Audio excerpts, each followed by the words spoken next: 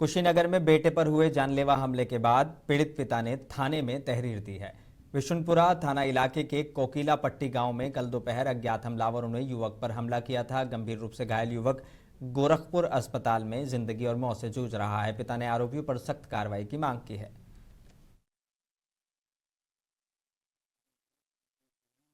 मैंने टेलीफोन किया था, ये वो आपका बच्चा को कोई किसी ने मार दिया है ना। तो वो हम वहाँ से आए यहाँ पर महंत हॉस्पिटल, तो वहीं से फिर हमको एम्बुलेंस में बैठा के भेजे। अभी चल रहा है वो गोरखपुर में चल रहा है, DRD के बगल में है। कुशीनगर में मतदाता सूची के ड्राफ्ट रोल से नाम कटने को लेकर सियासी घमासान तेज हो गया है। समाजवादी पार्टी ने आरोप लगाया है कि फॉर्म 7 का दुरुपयोग कर खास तौर पर मुस्लिम और यादव मतदाताओं के नाम काटे जा रहे हैं। सपा नेताओं ने निष्पक्ष जांच, दोषियों पर कार्रवाई और प्रक्रिया पर तत्काल रोक की मांग की है, वरना आंदोलन की चेतावनी दी गई है। दरअसल 19 गांव जो हैं वो हाईकोर्ट के आर्डर से सीमा का विस्तार हुआ और लंबी लड़ाई हाईकोर्ट में लड़ी गई। एक ऐसा मुकदमा जिसमें 4 बार कंटेम ऑफ कोर्ट हुआ, तब जाके जो है इसका परसिमन हुआ। 19 गांव इसमें आ गए जो शहर में जुड़ रहे हैं। अब 19 गांव के लोग जो इंदिरा आवास उधर पा चुके हैं वो भी इधर पा रहे हैं और दलाली हो रही है।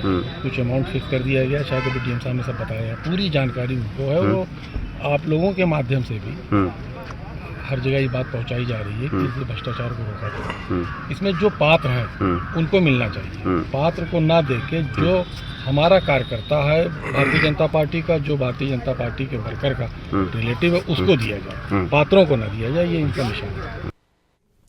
मुरादाबाद के सिविल लाइंस इलाके में पुलिस की कार्यप्रणाली पर सवाल खड़े हो गए हैं। जमानत पर बाहर आए सिराज और उसकी पत्नी ने आरोप लगाया कि पुलिस बिना महिला कांस्टेबल के घर पहुंची और बदसलूकी की। पीड़ित परिवार का कहना है कि घटना CCTV में कैद है, DVR पुलिस ले गई है। सिराज ने खुद को झूठे दबाव और धमकियों का शिकार बताते हुए उच्च अधिकारियों से इंसाफ की गुहार लगाई है। क्या मेरे ऊपर 4 मुकदमे फर्जी पुलिस ने सिविल लाइन में जो थाना लगता है उसमें 4 मुकदमे मेरे ऊपर फर्जी तरीके से, एक अकरम नाम का बंदा है उसने की है मेरे ऊपर। पुलिस ने उसमें 1-2 केसों में भी जांच नहीं करी और एक केसों में चार्जशीट लगा दी। फिर दूसरा मुकदमा वो अपनी वाइफ के नाम से करता है, परवीन के नाम से, छेड़खानी का और 2 करोड़ 66 लाख रुपए का, जो पूरी तरीके से फर्जी मामला था। उसमें कोई जांच नहीं हुई। पुलिस ने एक रास्ते से मुझे उठा के और मुझे जेल भेज दिया गया। उन सारे केसों में मैंने अपनी बेल करा ली। बेल कराने के बाद में मैं अपने घर पर रह रहा हूँ। अपने काम में जब मैं लगा हूँ तो आज मेरे यहाँ पुलिस आई, ना ही कोई वारंट थे, ना ही कोई संबंध थे और ना ही सिविल लाइन का कोई मेरे ऊपर मामला है। जो मेरा ऊपर मामले करे गए थे, फर्जी केस जो पुलिस ने किए थे, जिसकी कोई जांच ही नहीं की गई। हम अधिकारियों में जाके एप्लीकेशन लगाई, हमने बात भी की, सब जगह बताया भी। हम पहले भी माध्यम में, मीडिया के माध्यम से कह चुके हैं इस बात को कि हमारे मुकदमों की जांच कराई जाए।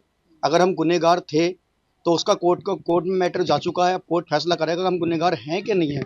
अब जब मेरा कोर्ट से मैटर चल रहा है तो इसने 3 पुलिस वालों को, सिविल लाइन वालों को आज मेरे घर पर भेजा गया। सीतापुर में महमूदाबाद में शब बारात को लेकर तमाम तैयारियां मुकम्मल कर ली गई हैं। मंगलवार को मुस्लिम समुदाय शब बारात अकीदत के साथ मनाएगा। कब्रिस्तानों में रंगाई पुताई का काम जारी है। वहीं ऐतिहासिक दरगाह और रोज़ों की रोशनी से सजाया गया है। रात भर इबादत, दुआ और मरहूमों के लिए फातिहा का सिलसिला चलने वाला है। महमूदाबाद में मौजूद हैं और यहाँ पे कल शब रात बड़े धूमधाम से मनाया जाएगा। इसको लेकर बड़ी ज़बरदस्त तैयारियां हैं, सजावट हो रही है। मैं इस वक्त रोज़े में मौजूद हूँ। हमारे साथ कौनैन साहब हैं। कौनैन साहब बताइए, ये कब से मतलब ये सजावट का काम चल रहा है? ये 28 सफ़र से चल रहा है। अच्छा। यानी कि आज 14 दिन हो गए हैं। जी, क्या होता है प्रोग्राम बताइए। यहाँ प्रोग्राम ये होता है कि महफिल होती है और लोग आते हैं, ज़ियारत करते हैं, कब्रिस्तान जाते हैं, फातिहा पढ़ते हैं वहाँ। और यहाँ क्या कहते हैं, आतिशबाजी वगैरह भी होती है। और सुबह 4 बजे यहाँ नज़र मौला भी होती है। अच्छा, ये कै साल से लगभग ये हो रहा है? ये 30 साल से हो रहा है। 30 साल से जी। ये देखिए हमारे साथ कौनैन साहब हैं, इन्हीं ने बताया है लगभग 30 वर्षों से ऐसे ही सजावट हो रही है और इसको कार्य को अंजाम आप ही देते हैं? पहले मेरे वालिद देते थे। अच्छा। अब हम दे रहे हैं। वालिद भी हैं साथ में। अच्छा अच्छा जी। अच्छा, मतलब हयात है। जी जी, तो रात भर इबादत होगी और रंगीन झालर भी आप देखेंगे और शायर भी आएंगे, अपना कलाम पेश करेंगे। मुंसिफ टीवी से अनवार से। अयोध्या में विश्व हिंदू महासंघ उत्तर प्रदेश के बैनर तले 650वां गुरु रविदास जन्मोत्सव धूमधाम से मनाया गया। 14 कोसी परिक्रमा मार्ग पर आयोजित समरसता संगोष्ठी में वक्ताओं ने कहा कि महापुरुष किसी एक जाति के नहीं बल्कि पूरे समाज के लिए होते हैं। एकजुट रहकर भारतीय बनकर चलेंगे तो देश की तरक्की तय है, एक रहेंगे तो नेक रहेंगे। हिंदू महासंघ उत्तर प्रदेश संपूर्ण उत्तर प्रदेश में 1 फरवरी से 7 फरवरी तक संत रविदास जयंती का आयोजन कर रहा है। आयोजन का मुख्य उद्देश्य है महापुरुषों को जातियों में मत बांटिए और जाति के नाम पर सेनाएं मत बनाइए। ब्राह्मण सेना, क्षत्रिय सेना, भीम सेना, मिम सेना, दलित सेना, ये जाति सेनाएं देश की दुश्मन नंबर 1 हैं। महापुरुषों को जातियों में मत बांटिए। योगी जी महाराज जी कहते हैं कि बटेंगे तो कटेंगे। इसको रोकने के लिए विश्व हिंदू महासंघ कहता है कि महाराज जी न हम बटेंगे न कटेंगे, हम सनातनी हैं, सनातनी रहेंगे। तो सनातनी रहेंगे कैसे? संत रविदास जी आज से लगभग 650-700 साल पहले इस धराधाम पर उनका अवतरण हुआ था।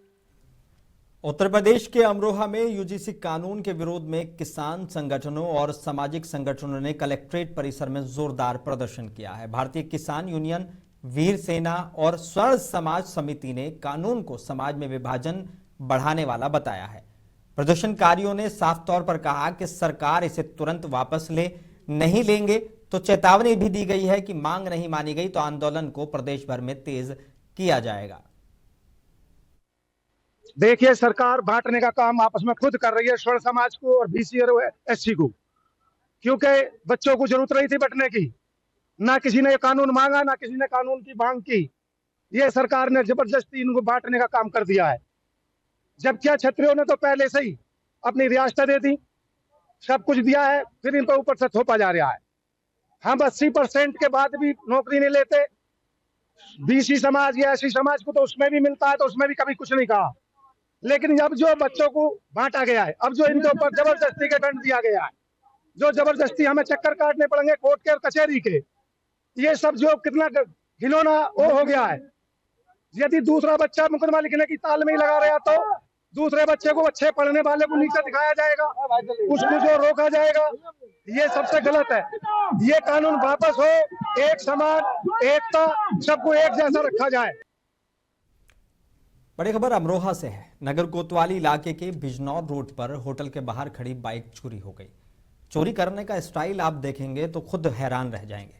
रात के अंधेरे में हुई ये वारदात सीसीटीवी कैमरे में कैद हो गई। चोर बड़ी आसानी से आता है और आने के बाद आराम से बाइक पर बैठता है। बाइक को स्टार्ट नहीं कर पाता तो बिना स्टार्ट के ही ले जाता है, जिससे इलाके में अब मामले को लेकर दहशत फैल गई है कि चोर बहुत ज्यादा हो गए। सूचना मिलते ही पुलिस भी मौके पर पहुंची और फुटेज के आधार पर जांच भी शुरू कर दी है। पुलिस का कहना है कि जल्द ही चोर पकड़ लिए जाएंगे। साथ ही रिक्वेस्ट भी की गई है, गुजारिश की गई है कि अगर कोई भी इस चोर को, जो सीसीटीवी में दिख रहा है, जो आप टीवी स्क्रीन पर देख सकते हैं, उसको जानते हैं तो जानकारी दे सकते हैं पुलिस को। पुलिस इस मामले में जांच में जुटी हुई है। कहा जा रहा है कि जल्द ही चोर को पकड़ लिया जाएगा।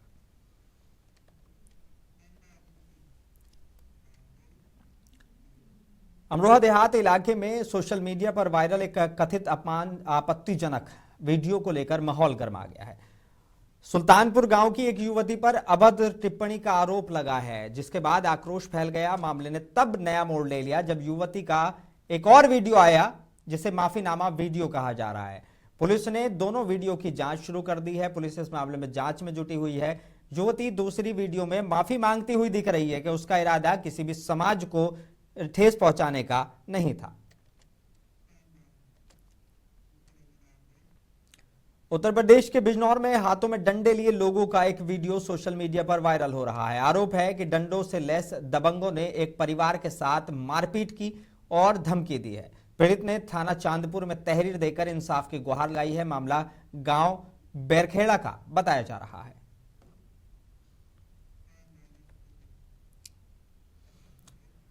खबर उत्तर प्रदेश के जालौन से है। जालौन में जिलाधिकारी राजेश कुमार पांडे की जनसुनवाई में सुशासन की तस्वीरें एक बार देखने को मिली हैं।